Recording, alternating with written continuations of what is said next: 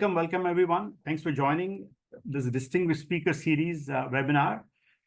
This is our first of the fall season and seventh of the year, of the calendar year. Before I introduce our esteemed speaker, YU, as you know, is the first yoga university outside India, doing graduate education, research, online master's and PhD level work. We have a global audience that join. YU as a thought leader brings thought leaders to the table. And we are so pleased and honored to have Dr. Balu here today for this special session that through his busy travels in the US, he has carved out this time. With that, let me introduce our esteemed speaker. So again, I know I won't be doing justice to his great bio, but let me try. So Dr. Ramaswamy Balasubramaniam, short for Dr. Balu, is a development scholar, author, public policy advocate, and a leadership trainer, known for his pioneering development work with rural and tribal people in Sarakpur, near Mysore in Karnataka. He founded the Swami Vivekananda Youth Movement at age 19, and he has done 26 plus years of that development work. And as we speak, he's a member of HR in the Capacity Building Commission of the Government of India. He's a former Rhodes professor at Cornell University.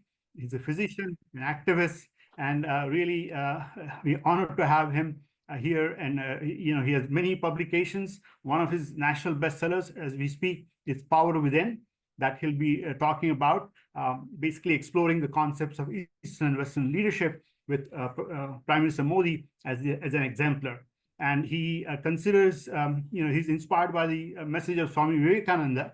It's fitting that he's talking here with the YU audience. And he considers his life mission to be building a resurgent India by inspiring leadership among the youth of the country. So without further ado, Dr. Balu, the floor is yours. Thank you so much for making time.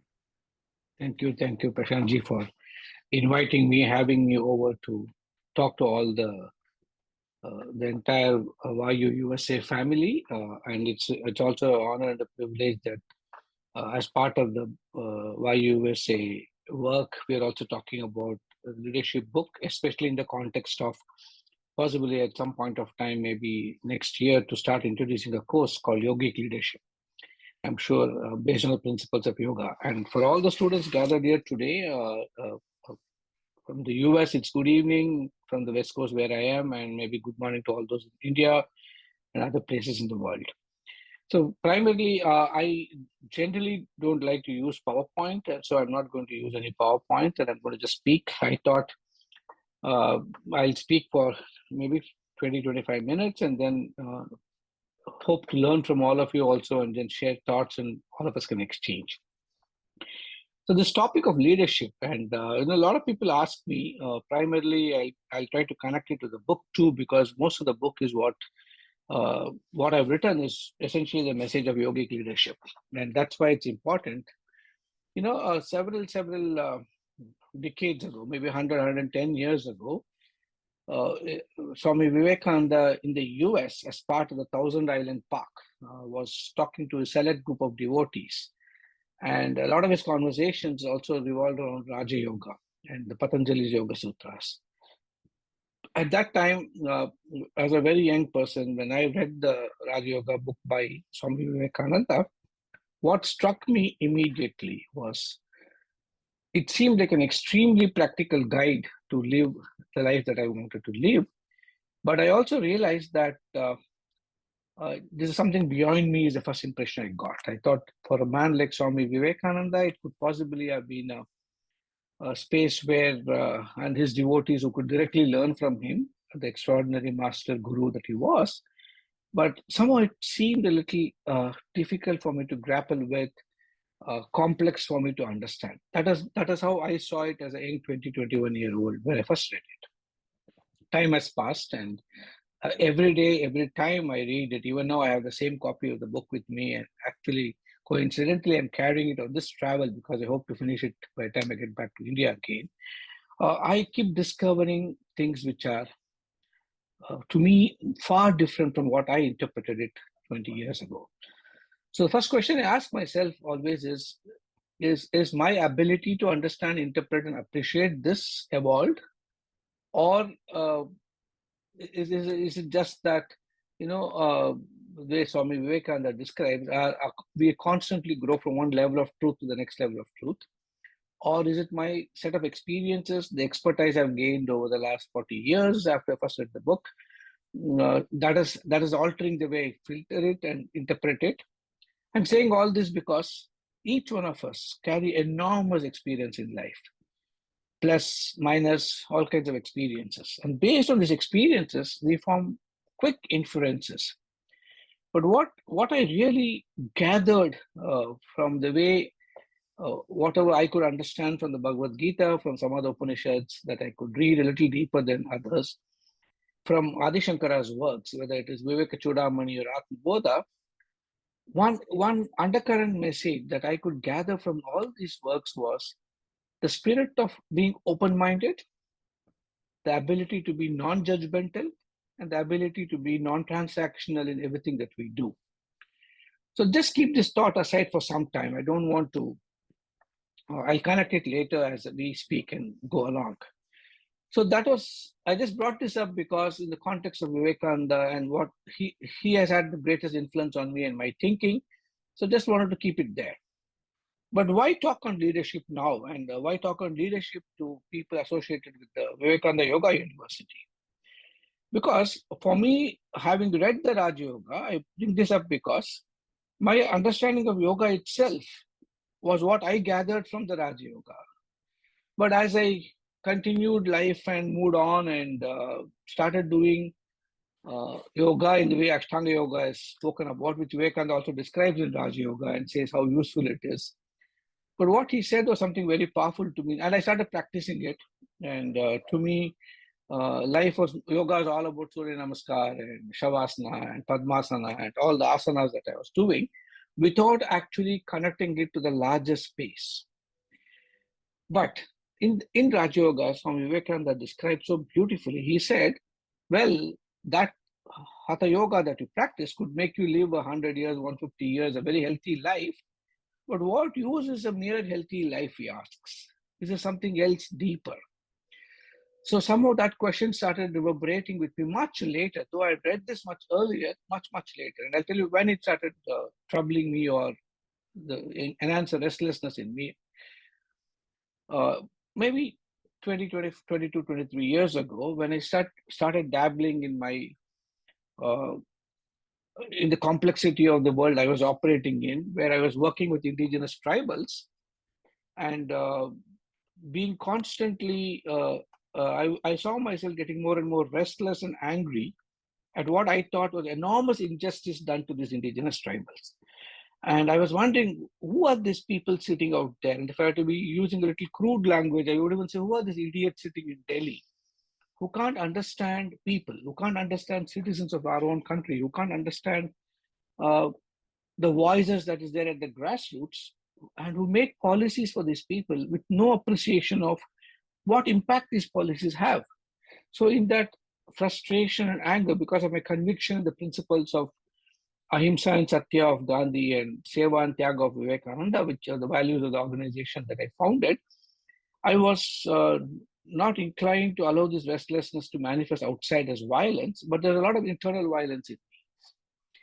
So the way I saw it was, how do I, as I was trying to grapple with bad policies, my conclusion was the policy maker is possibly messed up. So my evolution, or like Swami Vivekananda said, evolving myself from one level of half-truth to the next level of truth in the world of Vyavahara. I'm not talking about Dhyatmically, but in the world of Vyavahara, I started appreciating that it's possibly not just the policy maker, but his own appreciation of leadership. So what I was concerned was, in a crude way, I was just thinking about what do I do with this frustration. So I thought maybe I study more, I understand more, I look at the Western concepts, I try to go to the Mecca of policy and leadership. So I went to Harvard, did degrees, and I did acquire some knowledge from the Western perspective, but still my basic questions were not answered. So around this time, I managed to read a lot of both Western literature and started looking at the little reading I was doing. And because I'm not a student of Sanskrit, my understanding of different literature in the Indian space was mostly translations and transliterations. And the little Sanskrit I knew, I would take help from friends and a lot of my associates in the space of understanding all this. I would get explanations from them whenever I was confused. So it was mostly, I would say, not a personal appreciation of uh, my own independent reading, but mostly works like, if I were reading Bhagavad Gita, it would be Swami Chinmayananda's his explanation, or Swami Tapovananda's explanation, or the talks of Swami Sarvapriyanji, and then my own interpretation to the extent I could do. Or my own guru, Swami Achalananji, who used to sit with me and guide and try to explain to me. So my view was maybe the West has got a lot of structured way of conducting its own research and appreciating leadership from its perspective. But maybe I'm not able to relate to it because I possibly come from a different context, a different cultural appreciation. So back to India, to cut a long story short, though I started teaching at Cornell, the last 15 years I've been teaching a course on leadership there, and I started using a lot of material that I was trying to go deep into from the Indic perspective, from the Indian knowledge system perspective, if I can call it that, the IKS perspective. And what I suddenly realized was I don't even know myself deep enough. I don't know the knowledge that exists around me, the traditional chieftains, and whose knowledge was extraordinary in its wisdom and its practicality. And all my previous books, this the book that Pradhanji was speaking about as my ninth book, but all my earlier books, whether it's I the Citizen or Voices from the Grassroots, narrates a lot of stories of traditional tribal chieftains. And the leadership I saw from them, it suddenly hit me that these are people who never went to any Harvard. They never even went to the formal school as we know it, but are deeply educated. They're full of wisdom. So the civilizational knowledge that they express by living it was a great eye-opener for me suddenly. It hit me suddenly.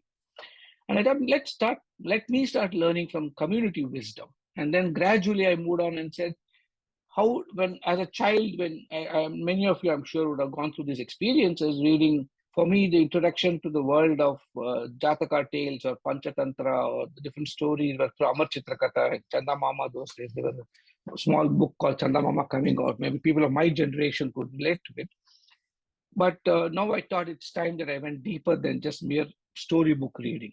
So beyond the K.M. Munshi's works or Rajagopalachari's works, I started going deeper into what I could lay my hands on. And I was fascinated when I started reading, looking at Panchatantra, Jataka tales, or even the Bhagavad Gita, when I just shifted my lens or my perspective and said, how could I seek a practical application of this? How could I seek an appreciation of this enormous wisdom contained in these books from a perspective where people can use it in real life? And so my research started getting a little deeper and deeper. And I started viewing it from very clearly, it's an interpretational lens, and people don't have to agree with me. But what I did was looking at it from the lens of how does it sound in a Vyavaharik world if I were to put it in the framework of leadership? And if so, how is it different from the West? How does the West see leadership? So I'll spend the next few minutes in trying to talk about how normally the West interprets leadership and how normally I started seeing it from an Indic perspective. So my training, my specialization, my fellowships that I did at Harvard on leadership had helped me unpack various theories that all of us would have heard about, right from McGregor to different kinds of situational theories, to contingency theories, to transactional theories, to all this that we all read and try to articulate or put together. And one interesting book I read was from a public leadership perspective, because since I was mostly in the public space and trying to see why public leaders are failing society, one book which did have some impression on me in the way in which I didn't agree with it, so it had an impression from that perspective, was Archie Brown's The Myth of a Strong Leader, where he analyzes Western public leaders and including five Western leaders, including Russia, and says that it's a myth to look for a strong leader. And the way then it again struck me that their interpretation of strength was from the perspective of the strength that you have, that you exercise in a position of being a leader over others around you. So the metric was about power and authority and the strength that you exercise. So that somehow struck me, and I was a little concerned that I could see in my lens or landscape, I would see Aurobindo or Ramana Maharshi or Swami Vivekananda or Mahatma Gandhi or the current Prime Minister Narendra Modi from a public leadership perspective as strong leaders. And I was finding it difficult to reconcile the Western appreciation of leadership. So that is what actually started asking me to go deeper to see what is the difference. And if there's a difference, is there anything which is so starkly different that it is better, or what would be more practical in today's world? And stuff like those kind of questions possibly that resonate with a researcher. That is when I discovered some stark comparisons. Now, if you appreciate the way you always look at some, especially in the leadership sciences, in the organizational behavior space, fascinatingly, I think it also applies to everything else. Understanding a particular concept actually begins with appreciating the etymological framework in which the concept emerges. So I was looking for where the word lead comes from, the way the West understands it. So I'll first talk about the West and then talk about what I interpret as Indic contribution. The word lead actually originates from an Indo-European root called layat. And layat is basically a word which originated in 1400 AD in the European context. And as all of us know, students of history appreciate it well, that Europe in the 1400 was called the Dark Ages, full of violence. If I don't agree with you, I settle the disagreement by killing you, or I get killed and therefore there's no argument for the other person to be made out. A situation where religious differences were very high, tolerance was very little. The Islamists came, wiped out the Spaniards, Christianity from Spain, and then the Christians again wiped out the Islamists. This kind of tensions, the Vikings killing everybody else, conquering each other, bloodshed was the norm. And in that space, the word layat originated. What layat means is a front runner, or the person who's run. They're essentially, let's say, two villagers are at war with each other or disagreeing with each other. Village A would possibly send a spy to village B and vice versa too. And the spy who goes there collects information about the opposite camp, where they're hiding, where their weapons are, the numbers, etc., and comes back. And if he were to report back to his village, the logical choice of somebody who takes this group of people and leads them from the front would be this layat. So he would only know where the different people are, and so he would try to point it out. Extending this logic, the person who actually has knowledge of the enemy camp being the layat, the enemies would like to kill him first. So he's the one who's most vulnerable and most exposed and at the highest risk. These layats were called layats because layat meant in the Indo-European framework the front runner, because he was running in the front of his village or army. It has got one more meaning. Embedded in the word layat is also the meaning of to go forth, because he goes front, goes forth. It means to go forth and die. So the West actually saw leadership as a highly risky business, where it was not an adulatory risk that they were talking about. It was not tyaga the way the Indic wisdom talks about, but it's more about, it's a risky business, you get killed, and therefore leadership is full of risk, and that's it. Again, there it is about celebrating the layat or celebrating the individual. And so their focus was on being the leader, being the layat himself, and not what he was doing. Whereas if I looked at how the Indian knowledge system is interpreted, the root of the word neta comes from netru, or netritva also comes from that. Netra also means eyes or vision, and netritva comes from that. So essentially, trying to connect, our appreciation was promoting leadership as somebody who creates a vision, who has a very strong purpose of life and fabricates it, fashions it as a vision, is able to inspire people. And you should see the ability of inspiration from a communications perspective. And I'll talk about it just a minute. In transacting this vision just by myself makes it personal. But with the spirit of collaboration, inspiring a set of people to believe in the common vision, many times the real leadership is about co-generating this vision with a team of people and then exercising leadership to demonstrate it. So I was increasingly seeing in India, it was not about the individual at all. It was more about the spirit of exercise of leadership. So if the Western world appreciated the noun form of being a leader, for us, it was all about the exercise of leadership. And in the exercise of leadership, the spirit was Tyaga and Seva. And that's what Swami Vivekananda says it so beautifully. The national ideals of India should be Tyaga and Seva. And again, here we should understand the context of what he means as Tyaga and what he meant as Seva. And when you unpack it a little more, there are various spaces in the entire literature of Swami Vivekananda where different contexts is spoken differently. So without quoting him out of context, Seva for him was very simplistic. Seva was extremely non-transactional. Seva was with the spirit of instrumentality. It is not about I serving anybody, but engaging in the act of service with the spirit of seeing the divinity in the other, to the point where Ramakrishna Paramahamsa says, Shiva Jnane Jiva Seva. So celebrating the outer, but the expression of the inner. And the best way it can be captured is in the Vedic statement which Vivekananda gave as a motto for the Ramakrishna order. He said, Atmano Mokshartam Jagathitaya Cha. So it is about the purpose of life itself being my inner evolution, but finding meaning in it by expressing it outside. The manifestation of it is about Jagathita. And that was very powerful to me. It was standing out as a very powerful statement.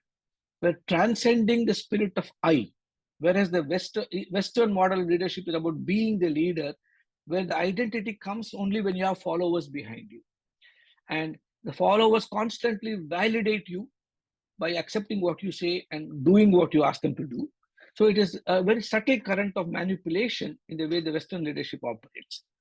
If definitions even state like it's about influencing people along with you and inspiring them to take up your vision. So again, it's about my vision, which I inspire others to do. It's not about the co-creation that it talks about.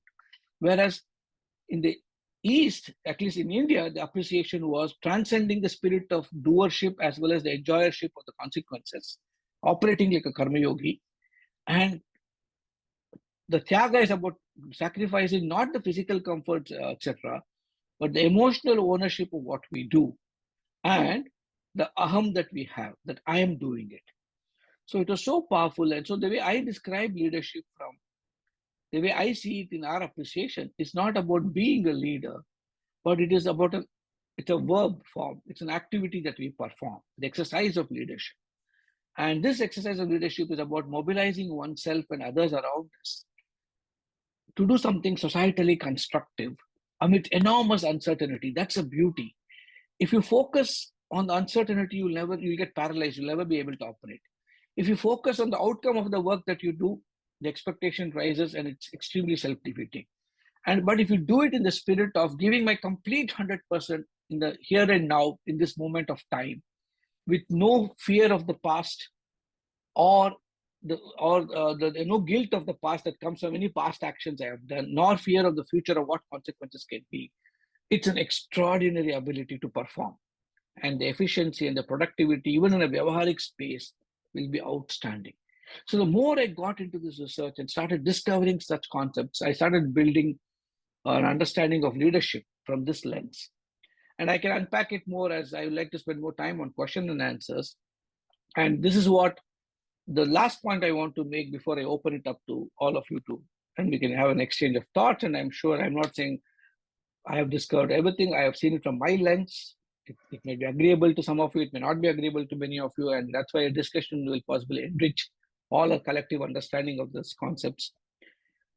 What I really liked was in the West, and that's why they say the myth of a strong leader, Archie Brown argues that they can't be somebody like that because you can't sustainably have power over others. But in the East, it was never power over anybody. It was power with people. And you can really have power with people and celebrate the sublimation of the aham if you have power within yourself. And Vivekananda again explains it beautifully. He said, our civilizational strength was not only were we progressive in manifesting control over external nature, but we had extraordinary control over internal nature. Though we can separate out internal, external for in a very dualistic way, it's easy to appreciate it when we talk about a dualistic space. But the real understanding would be, as you start working in the space and as you start continuing your seva in the spirit that I spoke about, you'll suddenly realize there's neither you nor the other, neither the server nor the served, nor is there even a service. In that space of unification, that highly evolved Advaitic space is possibly the highest expression of leadership. And so whether it is a theory of communication in India or the theory of listening for leaders, but Bharata's Natya Shastra, more than 3,000 years ago, when he describes Sadharanikaran, the simplification of communication, where the spirit of Sahridayata leading to Sahakaryata. So I sort of put together the way it can be represented as a definition for leadership is leadership is about understanding oneself. It is appreciating that in the space of leadership, we might have authorities, positional spaces, where we have different roles to play. Krishna could be a charioteer, and in this Dharma as a charioteer, his job is to save Arjuna's life. But Krishna can be a mentor. In the space of a mentor, he has to guide, advise, and facilitate knowledge creation for Arjuna. He has to chide him, he has to encourage him, he has to call him out, he has to tell him how to. Arjuna, a very accomplished leader in his own way, suddenly loses the spirit of leadership, becomes vulnerable and sits down. And in this beautiful Vishada that he expresses, if you actually unpack it, I started appreciating that leadership was not about celebrating competence. We could have celebrated Arjuna as a great archer. Well, it is true, but leadership is about learning how to operate from zones of incompetence. Leadership is about having the courage to seek out mentorship. It could be the mentor within you. It could be an externally represented mentor like Krishna was for Arjuna, or both of them could be within you. So all these concepts, though sounding complex, to be suddenly simplified the appreciation, maybe because culturally and contextually coming from India and started getting deep into this and seeing sometimes how I could not validate what I was seeing through Western lenses, I thought maybe many of the problems in the world today is because the aham generates the problem. And if we can create a new space, a new generation of leaders who are able to transcend these pressures and needs of identity, visibility, the optics of it, and the eye, the space of the eye. And instead of saying, I am doing this, I am the president of a university, I am the CEO of my organization, I am the provost, I'm the registrar, I'm the chief minister, I'm the prime minister, or whatever titles we give ourselves. Instead of that, if we can create a symbolic or a larger manifestation of the purpose of life itself and say, it's not about I doing it, but it's about that getting done.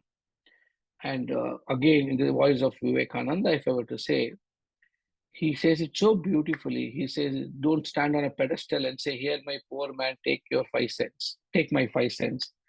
But consider yourself privileged that you've been given the opportunity to serve that person. And that spirit where it's not about the I, it's about the work, the act of service getting done. It's not about I serving, but the act of service. I think that is a very powerful expression of leadership itself.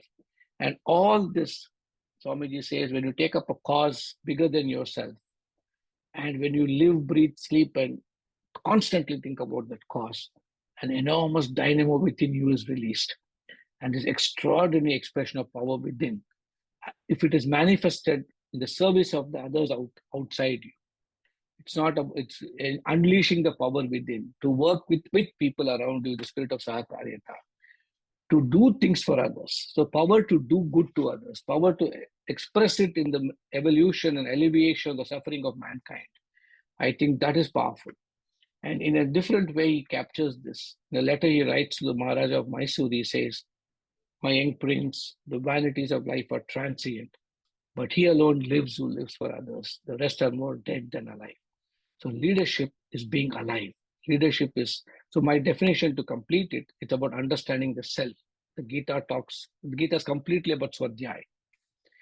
It's about understanding others around us, understanding the challenges they face, understanding the Vishadas of Arjuna too, the challenges on the battlefield. Look at Kurukshetra, such a constellation of characters, each with a different temperament. Just the five brothers of the Pandavas were all different.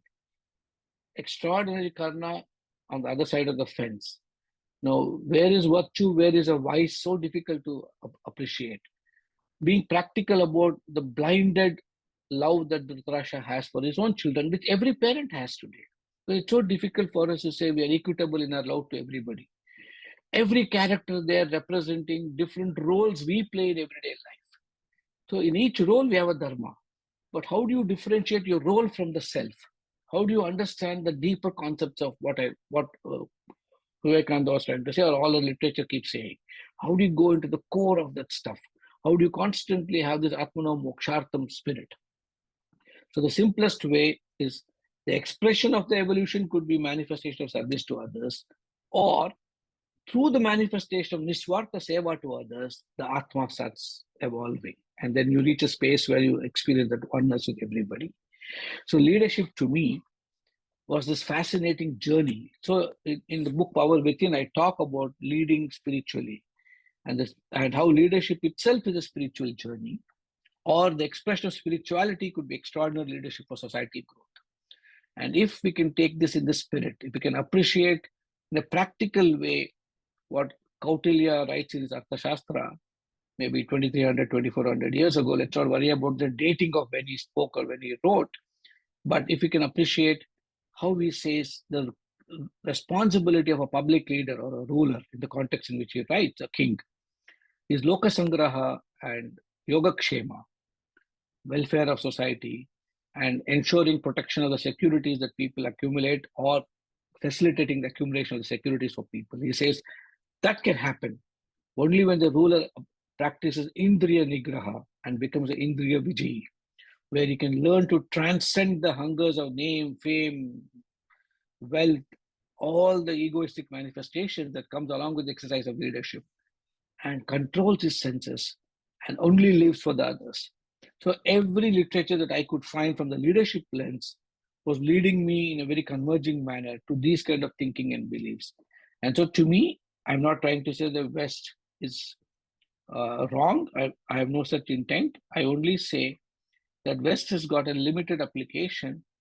It is inadequate without appreciating that the outer expression could only be a tool, provided the proper mindset is there in the way the tool is used. Using it to elevate oneself, transcending the hungers that comes along with positions of power. Because that's what is the problem that today we see, whether it's an organization, institution, or a country, or the conflicts that we see around us. And in a practical way, appreciating the Purusharthas and seeing that we need Artha, Kama is necessary for society to progress. But we should all not forget that moksha is the ultimate, but the entire foundation should be dharma. And this dharmic application of leadership is how I conclude my book, Power Within, explaining how this can be a very powerful tool to solve the problems of the world today.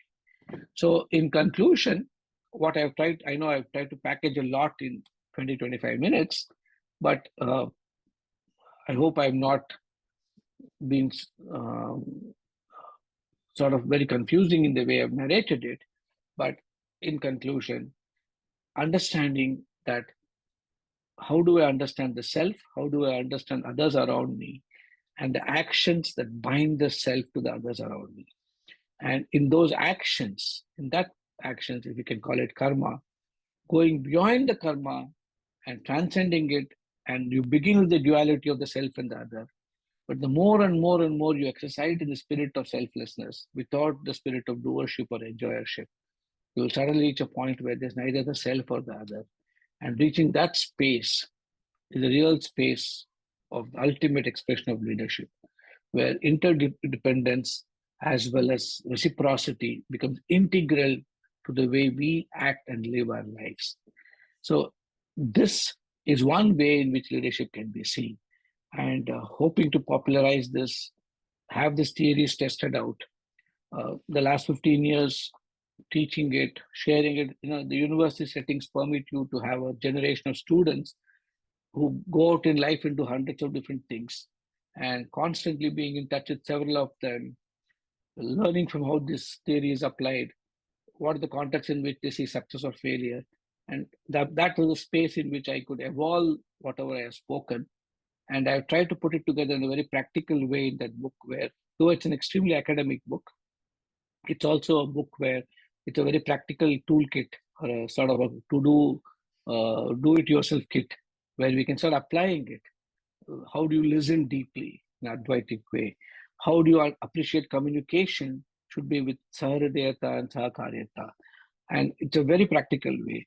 How do you understand that the integral nature of how the manifestation of faith, hope, service, the spirit of even sense of humor, and how do you stay mindful? How is heart, body, mind, and soul interconnected in the exercise of leadership? Various concepts that I brought out there.